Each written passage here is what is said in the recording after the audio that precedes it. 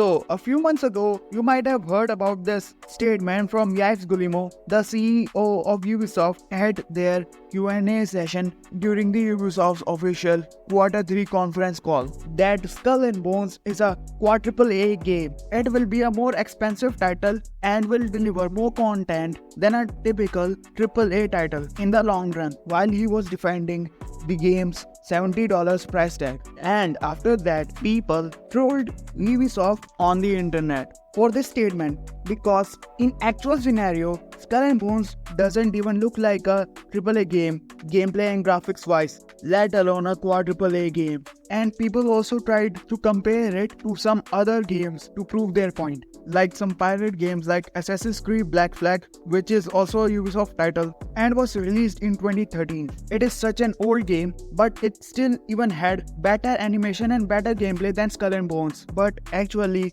in this whole scenario, people are only watching half of the picture, because in the statement from Yves Guillemot that we earlier talked about, he said that Skull and Bones will be more expensive and will give more content than a typical AAA title in the long run. That means there is a huge post-launch content Ubisoft is going to give to this game over the coming years, which justifies this game being a AAA game. But before we dive further into this topic, we need to understand what is a AAA game, and for that we also need to understand what is a AAA game. In the video game industry, AAA is an informal classification used to classify video games produced or distributed by a mid-sized or a major publisher, which typically have higher development and marketing budgets than other tiers of games. In the mid-2010s, the term AAA Plus was used to describe AAA type games that generated additional revenue over time in a similar fashion to massively multiplayer online games by using games as a service methods such as season passes and expansion packs.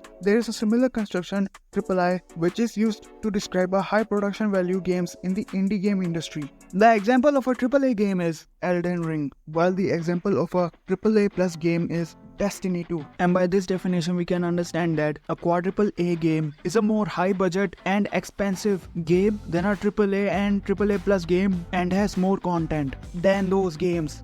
And Ubisoft is also saying that Skull and Bones is a AAA game because over a long run, it is a more expensive game and it will have more content than a AAA game and a AAA plus game.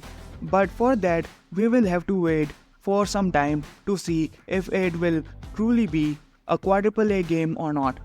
And also, if we apply the same AAA game logic here in the case of GTA 6, then we can also say that GTA 6 will be a AAA game, because first of all, Rockstar Games will publish GTA 6 as a AAA single player experience and then expand the game through the next iteration of GTA Online by giving it constant updates and adding DLCs over the coming years, just like they did with GTA 5 and GTA Online. And so that is it for today. I hope you liked this video. If you do, then please drop a thumbs up. It will be very much appreciated. Also, if you like this type of content, then please subscribe to the channel. It will give us some motive to produce more quality videos like this. And so this was it. I will see you in the next video. Till then, this is Wavex signing out.